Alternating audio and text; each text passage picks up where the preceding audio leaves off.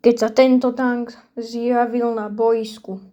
Nepriateľ často ustupoval, mal extrémne silný pancier a smrteľný kanón a stal sa symbolom strachu druhej svetovej vojny.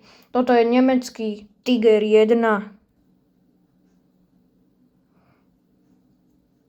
Nemecko chcelo tank, ktorý dokáže ničiť každý spojenecký stroj.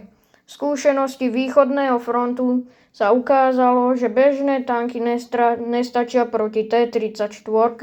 Odpoveďou bol ťažký Tiger 1 bez kompromisov. Najväčšou, ale aj legendárnou zbraňou Tigra bol 88 mm kanón. Dokázal ničiť nepriateľský tank na vzdialenosť, z ktorej Tiger nebol ani v ohrození.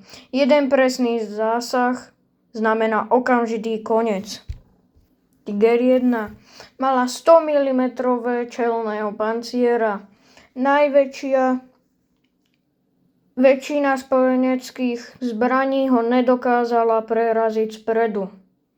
Posádky sa v ňom cítili takmer nezraniteľné, ale táto ochrana mala svoju cenu. Tiger bol extrémne ťažký, vážil vyše 57 tón. Bol pomalý, poruchový a náročný na údržbu.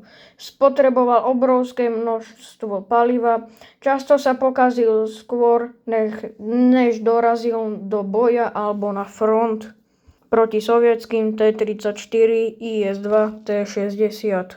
Tiger 1 bol v súboji 1-1 takmer neporaziteľný, ale vojna nebola o jednom tanku. Spojenci mali početnú prevahu, letectvo a jednoduchšie stroje, ktoré sa dali rýchlejšie nahradiť.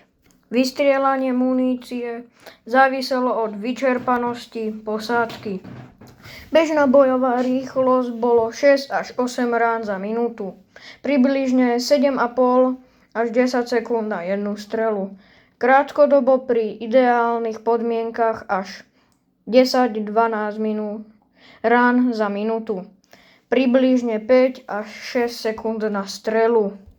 V praxi sa väčšinu počítalo s cca 8 až 9 sekundami na výstrel, pretože munícia bola veľká a ťažká a nabíjanie fyzicky bolo náročné. Tento ťažký tank bol v roku 1942 naložený do boja proti sovietským T-34. Vážil približne 57 tón a jeho motor Maybach HL230 mal 700 koní. Jeho maximálna rýchlosť v teréne bola približne okolo 37 km. Dojazd mal 100 km v teréne a 195 po ceste. Jeho 88 mm kanón KVK 36 L/56 bol veľmi presný, schopný ničiť väčšinu spojenských tankov na vzdialenosť 2 km a viac. Jeho čelný pancier bol 100 mm, jeho boky boli 80 mm a väža bola tiež jak čelo. Jeho slabiny boli ťažký a pomalý na údržbu, vysoká spotreba paliva. No kvôli zložitej nemeckej výrobe vzniklo len asi 1350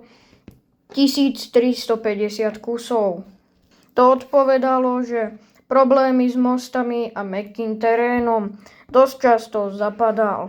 A ešte jeho väčšia slabina bola tým, že nemal šikmé opancierovanie jak T-34. Tým sa strely neodrážali a priamo do osádky. Tiger 1 bol technický majstrovský kus, symbol sily, ale aj nemeckých limitov.